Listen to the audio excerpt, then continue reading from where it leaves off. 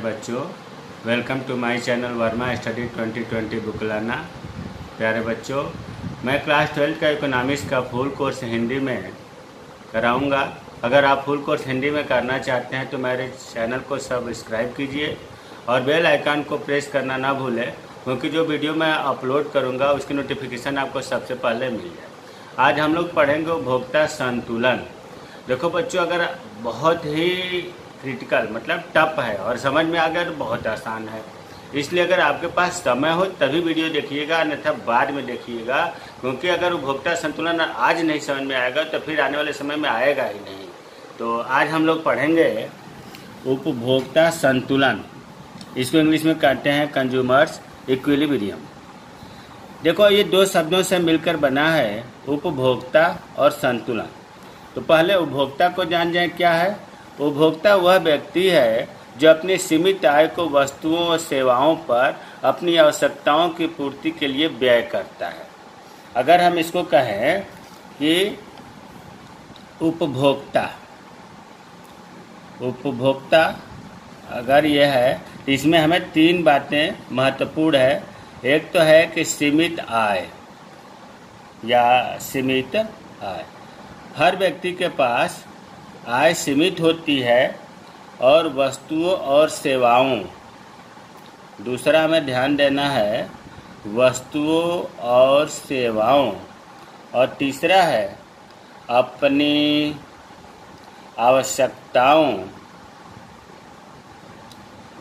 आवश्यकताओं की पूर्ति या संतुष्टि के लिए व्यय करता है। संतुष्टि के लिए व्यय करता है। तो देखो बच्चों, अब तीन चीज़ इसमें याद रखना। उपभोक्ता के साथ सीमित आय, वस्तुओं और सेवाओं में अंतर बताया जा चुका है, और अपनी आवश्यकताओं की संतुष्टि के लिए। तो परिभाषा कैसे होगी। उपभोक्ता वह व्यक्ति है जो अपने सीमित आय को वस्तुओं और सेवाओं पर अपनी आवश्यकताओं की संतुष्टि के लिए व्यय करता है। तो रटने से काम नहीं चलेगा। अब है उपभोक्ता संतुलन। उपभोक्ता बता दिया गया, संतुलन का मतलब बैलेंस से है। तो इसको भी इसमें लिखा है कि जब एक उपभोक्ता अपनी सीमित आय को वस्तुओं और सेवाओं पर इस प्रकार व्यय करता है कि उसे अधिकतम संतुष्टि प्राप्त हो, तब वह अपने संतुलन स्तर पर होता है। इस स्थिति को उपभोक्ता संतुलन कहते हैं। हमें पता है ये चीज़ आपको समझ में नहीं आया होगा, फिर इसी तरह से इसमें देखते हैं। जैसे उपभोक्ता की परिभाषा देखा ट्रिक के माध्यम से, तो देखो उपभोक्ता संतुलन, इसमें भी वही चीज़ जैसे उपभोक्ता में था, सीमित आय, क्योंकि हर आदमी के पास आय जो है सीमित होती है वस्तुओं व सेवाओं। जो चीज़ हम देख सकते हैं, छू सकते हैं, वो वस्तुएं हैं, और जिन्हें नहीं देख सकते, जिन्हें नहीं छू सकते, वो सेवाएं हैं। अब देखो, इसमें अपनी आवश्यकताओं की पूर्ति के लिए व्यय करना था, इसमें मैं लिखूंगा अधिकतम संतुष्टि प्राप्त हो। अब उपभोक्ता संतुलन की परिभाषा इसी से बन जाएगा। कैसे। उपभोक्ता संतुलन में हम बोलेंगे कि उपभोक्ता अपनी सीमित आय को वस्तुओं और सेवाओं पर इस प्रकार व्यय करता है, ध्यान दो, इसमें इस प्रकार व्यय करता है कि उसे अधिकतम संतुष्टि प्राप्त हो। जब उपभोक्ता को अधिकतम संतुष्टि प्राप्त होता है तो वो संतुलन स्तर पर होता है। इसी स्थिति को उपभोक्ता संतुलन कहते हैं। वही चीज़ लिखा है इसमें कि उपभोक्ता अपनी सीमित आय को वस्तुओं और सेवाओं पर इस प्रकार व्यय करता है कि उसे अधिकतम संतुष्टि प्राप्त हो। जिस स्टेज पर, जिस स्तर पर, जिस लेवल पर उसे अधिकतम संतुष्टि प्राप्त होती है, उसी स्थिति को उपभोक्ता संतुलन कहते हैं। अर्थात हम ये भी कह सकते हैं कि उपभोक्ता संतुलन का मतलब हुआ अधिकतम संतुष्टि। किससे? वस्तुओं और सेवाओं से। अब हम धीरे धीरे जो है उपभोक्ता संतुलन का निर्धारण दो प्रकार का होता है, उपयोगिता विश्लेषण द्वारा और तटस्थता वक्र विश्लेषण द्वारा। उपयोगिता विश्लेषण द्वारा इसके कई नाम हैं। इसे हम कहते हैं गणनावाचक। गणनावाचक मतलब इसमें गणना, उपयोगिता कितनी हुई उसकी गणना होती है। 1 उपयोगिता, 2 उपयोगिता, 3 उपयोगिता। मार्शल ने इसको खोजा, इसलिए मार्शल के अनुसार भी कहते हैं। परंपरागत बहुत पहले से होता आ रहा है। तो उपयोगिता विश्लेषण को 3 नाम से या 3 प्रकार की अवधारणा है, गणनावाचक, मार्शल अवधारणा। इसका दूसरा प्रकार है तटस्थता वक्र विश्लेषण द्वारा। इसको हम क्रमवाचक, इसमें क्रम देते हैं, पहला, दूसरा, तीसरा। तटस्थता वक्र को अनधिमान वक्र भी कहते हैं, उदासीनता वक्र भी कहते हैं। तो ये तटस्थता वक्र विश्लेषण द्वारा। तो बच्चों, उपभोक्ता संतुलन का निर्धारण जो है 2 प्रकार से होता है, उपयोगिता विश्लेषण द्वारा, तटस्थता वक्र विश्लेषण द्वारा। इसमें हम लोग पढ़ेंगे उपयोगिता विश्लेषण द्वारा। अब उपयोगिता विश्लेषण भी 2 प्रकार का होता है, 1 वस्तु की स्थिति में, 2 वस्तु की स्थिति में। 2 वस्तु की स्थिति में भी 2 तरह का है। दोनों वस्तु की समान कीमत होगी, दोनों वस्तुओं की अलग अलग कीमत होगी। तटस्थता वक्र हमेशा 2 वस्तुओं का होता है, तो 2 वस्तु की स्थिति में। तो जब हम उपयोगिता विश्लेषण के बारे में आज हम लोग पढ़ेंगे, उपभोक्ता संतुलन का निर्धारण, तो इसमें 1 वस्तु की स्थिति में जो है पढ़ेंगे। अगले लेक्चर में 2 वस्तु की, कहने का मतलब कि 1 लेक्चर या 1 वीडियो 1 वस्तु की स्थिति में होगा, दूसरा वीडियो दोनों वस्तु की समान कीमत के हिसाब से होगा, और तीसरा वीडियो दोनों वस्तु के अलग अलग कीमत के हिसाब से होगा। तो अब आपको समझ में आ गया होगा इम्तिहान में कैसे आएगा। 1 वस्तु की स्थिति में उपभोक्ता संतुलन उपयोगिता विश्लेषण द्वारा रेखा चित्र की सहायता से विवेचना कीजिए। मतलब 1 वस्तु दिया होगा और विधि का नाम उपयोगिता विश्लेषण द्वारा कि तटस्थता वक्र द्वारा ये दिया होगा। अब आपको ये क्लियर हो गया होगा। उपभोक्ता संतुलन का निर्धारण जो है 2 तरह से होता है। अब आते हैं 1 वस्तु की स्थिति में उपभोक्ता। इसका मतलब हुआ कि उपभोक्ता जो है 1 वस्तु का, केवल X वस्तु का उपभोग कर रहा है, इसीलिए 1 वस्तु की स्थिति कहा गया है। अब देखिए इसकी मान्यताएं, जब किसी भी चीज़ की जो मान्यताएं होती है, अर्थात वो चीज़ होना बहुत ज़रूरी है तभी वो चीज़ होगा। मतलब ये जो हम उपभोक्ता संतुलन 1 वस्तु की स्थिति के बारे में पढ़ना स्टार्ट करेंगे, इसकी मान्यताएं क्या है, क्या क्या होना बहुत ज़रूरी है या होता है। तो पहला है उपभोक्ता विवेकहीन है, मतलब उपभोक्ता समझदार है, उसे पता है कि हमें किस सामान से ज़्यादा संतुष्टि मिलेगी, इसीलिए कहा गया उपभोक्ता विवेकहीन है। दूसरा आय सीमित है, आय सीमित होता है उपभोक्ता के पास। तीसरा होता है ह्रासमान सीमांत उपयोगिता का नियम लागू होता है। देखो ह्रासमान सीमांत उपयोगिता पहले पढ़ा जा चुका है, फिर भी हमने नीचे लिख दिया है। अन्य सभी बातें समान रहने पर जब किसी वस्तु की इकाइयों का लगातार अधिक से अधिक उपभोग किया जाता है, तब प्रत्येक इकाई से प्राप्त होने वाली सीमांत उपयोगिता घटती जाती है। इसीलिए इसे ह्रासमान सीमांत उपयोगिता नियम कहते हैं। तो ह्रासमान सीमांत उपयोगिता नियम किसे कहते हैं? जब हम किसी भी उपभोग करने वाली इकाइयों का उत्तरोत्तर जब उपभोग करते जाते हैं तो सीमांत उपयोगिता घटती जाती है। इसी घटते हुए के नियम को ही कहते हैं ह्रासमान सीमांत उपयोगिता नियम। हमें उम्मीद है कि ह्रासमान सीमांत उपयोगिता नियम समझ में आ गया होगा। चौथा है मानता है उपभोक्ता केवल 1 वस्तु का उपभोग करता है, 1 वस्तु की स्थिति में केवल 1 वस्तु का उपभोग करेगा। पांचवा वस्तु की कीमत दी गई होगी, सवाल में जो है वस्तु की कीमत दी गई होगी। छठा है मुद्रा का सीमांत उपयोगिता स्थिर है। अब देखिए मुद्रा का सीमांत उपयोगिता ये जानना बहुत ज़रूरी है। मुद्रा का सीमांत उपयोगिता क्या है? तो देखिए 1 रुपये के बदले में जो हमें उपयोगिता मिलती है उसे ही हम कहते हैं मुद्रा की सीमांत उपयोगिता। देखिए हमने यहाँ मुद्रा की सीमांत उपयोगिता के बारे में लिखा है परिभाषा। अभी हमने बताया कि 1 रुपये के बदले में जो किसी भी वस्तु या सेवा की उपयोगिता प्राप्त होती है उसे मुद्रा की सीमांत उपयोगिता कहते हैं। और छोटा परिभाषा कहना हो ये भी कह सकते हैं कि 1 रुपये के मूल्य के बराबर जो संतुष्टि मिलती है उसे ही मुद्रा की सीमांत उपयोगिता कहते हैं। पहले पर अभी आगे है शर्तें, कंडीशन। अब एक वस्तु की स्थिति में उपभोक्ता संतुलन की कुछ शर्तें हैं। वह शर्त जो है इस सूत्र के माध्यम से दिखाया जाएगा, और जैसे ही ये शर्त पूरा होता है उपभोक्ता अधिकतम संतुष्टि प्राप्त स्थिति में होगा, उपभोक्ता का लेवल संतुलन होगा। अब वो शर्त क्या है? MU(x) बटा PX बराबर MUM, इसे बार, ये बार का बार BAR बार, इसका मतलब होता है, चिन्ह का मतलब कि स्थिर होता है।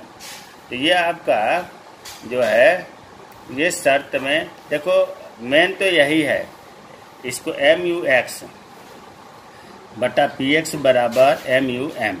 अब देखो गणित वाले जानते हैं कि अगर हम इस सूत्र को तोड़ मरोड़ दें, अगर हम PX को इधर ले जाएंगे तो गुणा, ये यहाँ बटा में है तो यहाँ गुणा में हो जाएगा, अर्थात ऐसे हो जाएगा MUX बराबर MUM बार गुणे PX। ये भी वही चीज़ है, ये भी वही चीज़ है, केवल PX इधर गया तो गुणा में हो गया। तीसरा ये भी हो सकता है, या तीसरा जब ये स्थिर है तो स्थिर कांस्टेंट इसकी वैल्यू 0 हो जाती है, तो ऐसे भी हो सकता है MUX बराबर PX। तो इसमें जो है हम इसके बारे में मतलब ये तो मैंने बताया कि तीनों प्रकार से तीनों सूत्र इसकी शर्तें हैं। अब इसकी व्याख्या करें। MUX बराबर क्या होता है? तो MUX बराबर देखो X वस्तु की मार्जिनल यूटिलिटी, M से हो गया मार्जिनल सीमांत, यूटिलिटी मतलब उपयोगिता। तो हम ये कहेंगे X वस्तु की सीमांत उपयोगिता, X वस्तु की सीमांत उपयोगिता, इसकी व्याख्या हो गई। और PX बराबर X वस्तु की कीमत, एक ही वस्तु की बात हो रही है इसलिए X वस्तु PX प्राइज, X वस्तु का प्राइज। और MUM बार हमने बताया कि स्थिर के लिए लगाते हैं। तो ये हो गया कि M से हो गया मनी और M से हो गया मार्जिनल यूटिलिटी, मतलब मुद्रा की, मनी मतलब मुद्रा, मुद्रा की सीमांत उपयोगिता। बच्चों अर्थशास्त्र में मान रहा हूँ कि अर्थशास्त्र में टेक्निकल विषय है, इसलिए आप समझेंगे तो बहुत इजी है, जितना दूर भागेंगे उतना ही कठिन होगा। तो हमने बताया एक वस्तु की स्थिति के लिए आप केवल एक सूत्र याद रखिए, इसको MUX बटा PX बराबर MUM बार। MUX बराबर होता है X वस्तु की सीमांत उपयोगिता, PX बराबर X वस्तु की कीमत प्राइज, MUM मुद्रा की सीमांत उपयोगिता। देखो बहुत बार छोटे में एक नंबर में पूछा जाता है मुद्रा की सीमांत उपयोगिता क्या है। तो अभी हमने इससे पहले भी बताया अभी कि 1 रुपये के बदले में, 1 रुपया के बदले में जो भी उपयोगिता मिलती है किससे, वस्तु या सेवा से, उसे मुद्रा की सीमांत उपयोगिता कहते हैं। तो अब याद हो गया होगा कि 1 रुपये के बदले में जो भी उपयोगिता प्राप्त होगी उसे मुद्रा की सीमांत उपयोगिता कहते हैं। एक छोटे से उदाहरण से समझते हैं। जैसे मान लो कि 1 रुपये में एक पेन जो है हमने खरीदा 5 रुपये में। कितने में खरीदा? 5 रुपये में खरीदा। ध्यान से देखना, एक पेन 5 रुपये में खरीदा और उससे जो हमें यूटिलिटी का मतलब उपयोगिता, उपयोगिता के अंग्रेजी यूटिलिटी हमें मिली 100। यूटिलिटी कितनी मिली? 100। 5 रुपये में एक पेन खरीदा, 5 रुपये में हमें 100 यूटिलिटी मिली। तो अब हमें 1 रुपये में कितनी यूटिलिटी मिलेगी, कितनी उपयोगिता मिलेगी? भाई 5 रुपये में 100, तो 1 रुपये में कितने मिलेगी? 100 में 5 का भाग देंगे तो होगा 20 यूटिलिटी। यूटिलिटी मतलब उपयोगिता। तो 1 रुपये में 20 यूटिलिटी मिली। यही 20 तो है सीमांत मुद्रा की सीमांत उपयोगिता। ये जो 20 आया है यही 20 मुद्रा की सीमांत उपयोगिता है। अब हमें उम्मीद है तो मुद्रा की सीमांत उपयोगिता आप कभी नहीं भूलेंगे। और कुछ नहीं, तो बस याद रखिए कि 1 रुपये के मूल्य के बराबर जो संतुष्टि मिलती है उसे मुद्रा की सीमांत उपयोगिता कहते हैं। अभी हमने उदाहरण बताया, एक पेन 5 रुपये में खरीदा, यूटिलिटी 100 मिली, 1 रुपये का जब निकाला तो 20 यूटिलिटी आई, यही 20 जो है मुद्रा की सीमांत उपयोगिता हुई। अब देखो, एक वस्तु की स्थिति में जब उपभोक्ता संतुलन की बात आती है तो इसमें सबसे पहले उपभोक्ता संतुलन की परिभाषा लिखेंगे, फिर उसके बाद मान्यताएं लिखेंगे, फिर इसके बाद शर्तें लिखेंगे। अब वहाँ मुद्रा की सीमांत उपयोगिता की परिभाषा नहीं लिखनी है, इससे पहले ह्रासमान सीमांत उपयोगिता नियम की परिभाषा बताया वो नहीं लिखना है। ये तो मैं बीच में आ रहा है इसलिए समझाने के लिए लिखा हूँ। तालिका, इसके बाद तालिका बनेगी और तालिका का मतलब चित्र, ग्राफ रिप्रेजेंटेशन होगा। तो तालिका में मान लो कि मानक पीएक्स 1 है, पीएक्स का मतलब एक्स वस्तु की कीमत, ऊपर व्याख्या हुआ है। MUM बार 20 है, मुद्रा की सीमांत उपयोगिता 20 है। ये 2 चीज़ दिया हुआ है। अब मान लो इकाइयाँ, जिसको हम कह सकते हैं कि मात्रा,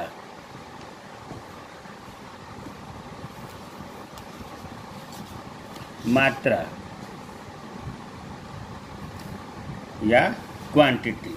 मात्रा, और ने मान लिया कि मात्रा है 1, 2, 5 तक लिखेंगे, 3, 4, 5। ये चीज़ हो गया क्लियर। 5 हमने आसानी से याद भी हो जाएगा, 1, 2, 3, 4, 5। पीएक्स, देखो पीएक्स 1 रुपया दिया, एक्स वस्तु की कीमत, तो सब में 1, 1, 1, 1, 1 लिख दिया। MUX मतलब एक्स वस्तु की सीमांत उपयोगिता, एक्स वस्तु की मार्जिनल यूटिलिटी। आपको पता है, मान लिया शुरू में 50, तो सीमांत उपयोगिता जैसे जैसे उत्तरोत्तर उपभोग करते जाते हैं सीमांत उपयोगिता घटती जाती है, तो घटते हुए लिख देंगे 50, 40, 30, 20, 10। MUM प्रश्न में दिया हुआ है 20, तो सब में 20, 20, 20, 20, 20। अब MUX बटा PX, ये बटा क्यों कर रहे हैं? आपको अभी पता ही है कि MUX बटा PX बराबर MUM बार, यही तो है शर्त। इसी जैसे ही ये चीज़ आएगा और ये चीज़ दोनों बराबर होगा, उस स्थिति को हम कहेंगे कि इस स्थिति में उपभोक्ता संतुलन में है। तो इसीलिए इसको निकालने के लिए हम MUX में PX का भाग देंगे। MUX 50 है, PX 1 है, तो 1 से भाग देंगे तो उतनी संख्या होगी 50, इसमें भाग दिए तो 40, इसमें भाग दिए तो 30, इसमें भाग दिए 20, इसमें भाग दिए 10। अब हमें ये पता चल गया MUX PX ये है और MUM ये है। अगर इसमें हम देखें कि MUX बटा PX और MUM बराबर किस स्थिति, देखो ये 20 है, 50 है, नहीं बराबर है, 20 40 नहीं है, 20 30 नहीं, 20 20 है। इसका मतलब कि जो चौथी इकाई है, चौथी इकाई पर जो हमारा शर्त है MUX बटा PX बराबर ये 20, देखो 20 आया ना, MUX बटा PX 20 आ गया, 20, और ये MUX 20 है, ये भी, तो 20 बराबर 20। इसका मतलब कि चौथी इकाई पर जो है उपभोक्ता संतुलन में है। इसका मतलब कि अगर 4 संतरे वो खा रहा है तो चौथे में उसे अधिकतम संतुष्टि मिलेगी। ये ऐसा पॉइंट है कि ये जो संतुलन स्तर का यहाँ होगा MUX बटा PX बराबर MUM बार, ये अधिकतम। इससे ऊपर अगर उसके ऊपर मतलब यहाँ से 50 40 30, ये क्या होगा, तो ये होगा MUX बटा PX ग्रेटर देन, ये बड़ा है किससे, MUM बार से। देखो MUM कितना है 20, तो 20 मतलब 1 रुपये में उसे 20 उपयोगिता मिलती है, संतुष्टि मिलती है। वो 20 तक उपभोक्ता उपभोग करेगा, यहाँ तो 50 मिल रहा है तो और उपभोग करेगा, फिर 40 मिला, अभी 20 तक उसकी क्षमता है, 20 तक का पैसा खर्च कर रहा है तो उसे 30 मिला, फिर 20 से 20 अगर ये पहले ही रोक देता है तो उसे घाटा हो जाएगा। अधिकतम संतुष्टि 20 पर 20 यहाँ हो रहा है अधिकतम संतुष्टि। इसलिए अगर उससे पहले बंद कर देता है उपभोग करना तो उसमें क्या होगा, इसमें उपभोक्ता को पूर्ण संतुष्टि नहीं मिलेगी, अर्थात सीमांत उपयोगिता ज़्यादा है और पैसा जो है खर्च अभी उसके पास करने को है। अब इस स्थिति को देखें, देखो इतने का तो खर्च कर रहा है 1 रुपये में 20 के लिए और उसे मिलेगा 10, तो जितने रुपए खर्च करा अगर उतने उसे उपयोगिता नहीं मिलेगी तो क्यों खर्च करेगा। इसका मतलब कि ये स्थिति जो है MUX/PX ये कम है सीमांत उपयोगित मुद्रा की सीमांत उपयोगिता से। तो अब बच्चों आप लोगों को ध्यान से अगर समझेंगे तो ये चीज़ हो गया, मतलब ये संतुष्टि का स्तर मुद्रा की जो सीमांत उपयोगिता है उससे ज़्यादा है। देखो 20 से 50 ज़्यादा है, 20 से 40 ज़्यादा है, 20 से 30 ज़्यादा है।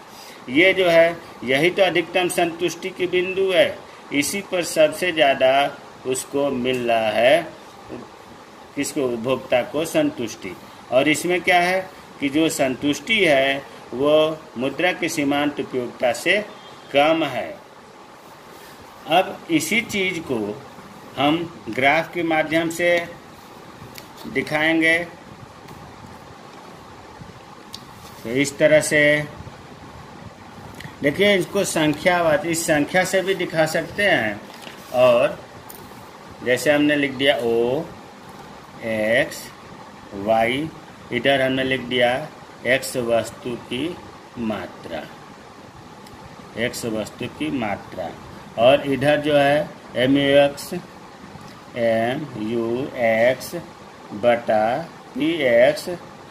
और MUM बार, ये बटा नहीं है, मतलब इधर की दोनों इकाइयाँ होंगी। अब देखो आपको पता है कि MUM स्थिर है, MUM स्थिर है, तो इसे हमने मान लिया MUM बार। MUM स्थिर है तो इसे हमने सीधा खींच लिया X एक्सिस के समानांतर। अब जो है MUX/PX, अब हमने एक डिमांड वाक्य बनाया, इसका नाम रख दिया MUX/PX। ठीक है, ये वक्र MUX/PX का हो गया और ये जो है MUM बार का हो गया। अब ये जो देखो बिंदु ये जो काट रहा है यही तो उपभोक्ता का संतुलन है। इसी पॉइंट पर MUX/PX बराबर MUM बार होगा। ये जो बिंदु काट रहा है MUM को, ये रेखा जो काट रही है यही संतुलन बिंदु हुआ, अधिकतम संतुष्टि का बिंदु हुआ। यहाँ हम कह सकते हैं अधिकतम संतुष्टि, या ये भी कह सकते हैं कि उपभोक्ता का संतुलन स्तर, जहाँ पर इसको पढ़ेंगे कैसे, इसे पढ़ेंगे X वस्तु की सीमांत उपयोगिता और X वस्तु की कीमत का अनुपात मुद्रा की सीमांत उपयोगिता के बराबर इस बिंदु पर होता है। अब देखो बच्चों, ये तो आपका ये वाला स्टेज हो गया बराबर वाला ये, और इसके ऊपर जो है ये वाला जो है ये हो गया, अर्थात ये हो गया MUX/PX MUM बार। मतलब ये क्षेत्र जो है ये अधिक है किससे, मुद्रा की सीमांत उपयोगिता से, और ये जो क्षेत्र है ये वाला स्थिति आ गया MUX/PX लेस देन MUM बार। तो अब इसे तो हमने इसके हिसाब से ग्राफ बना दिया।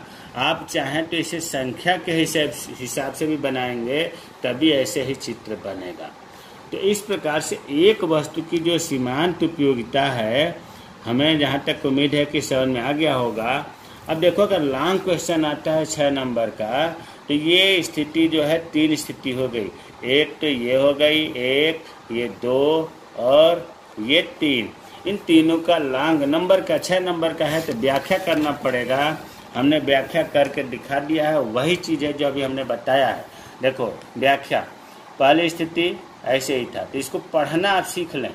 X वस्तु की सीमांत उपयोगिता और एक्स वस्तु की कीमत का अनुपात, इसको क्या पढ़ेंगे, एक्स वस्तु की सीमांत उपयोगिता और एक्स वस्तु की कीमत का अनुपात मुद्रा की सीमांत उपयोगिता से ज़्यादा है, यही चीज़ इसमें लिखा है, ज़्यादा है। तो उपभोक्ता क्या करेगा, और वस्तु का उपभोग करेगा, और वस्तु का उपभोग करेगा। कब तक करेगा, जब तक यहाँ बराबर ना आ जाए, यही चीज़ इसमें लिखा है। दूसरा है कंडीशन, एक्स वस्तु की सीमांत उपयोगिता और एक्स वस्तु की कीमत का अनुपात मुद्रा की सीमांत उपयोगिता के बराबर हो तो उपभोक्ता को अधिकतम संतुष्टि मिलेगी, उपभोक्ता संतुलन स्तर में होगा। ये रटने से काम नहीं चलेगा, इनको समझिए, उधर भी बताया गया है। यह है एक्स वस्तु की सीमांत उपयोगिता और एक्स वस्तु की कीमत का अनुपात मुद्रा की सीमांत उपयोगिता से कम है, ये कम है, देखो जब मुँह ये ज़्यादा है, कम है, मुद्रा की सीमांत उपयोगिता से कम है। ऐसी स्थिति में उपभोक्ता क्या करेगा, उपभोग करना छोड़ देगा या कीमत कम होने का इंतजार करेगा। तो हमें न लाभ से मतलब है न हानि से मतलब है, हमें तो इस चीज़ से मतलब है, अर्थशास्त्र में हमेशा कहाँ बराबर हो रहा है इस पॉइंट पर जोर देना है, इस पॉइंट को देखना है कि किस इकाई पर मिलेगा। इम्तिहान में प्रश्न कैसे पूछेगा, एक वस्तु के संदर्भ में तालिका एवं चित्र की सहायता से उपयोगिता विश्लेषण के द्वारा उपभोक्ता संतुलन को समझाइए। इसमें आपको क्या लिखना है, उपभोक्ता संतुलन की परिभाषा लिखेंगे, मान्यताएं लिखेंगे, शर्तें लिखेंगे। शर्तें में केवल एक सूत्र लिख देंगे, MUM/PX बराबर MUM बार। तालिका बनाएंगे और चित्र बनाएंगे, तब आपका ये 6 नंबर का क्वेश्चन कंप्लीट होगा। जय हिंद, जय भारत।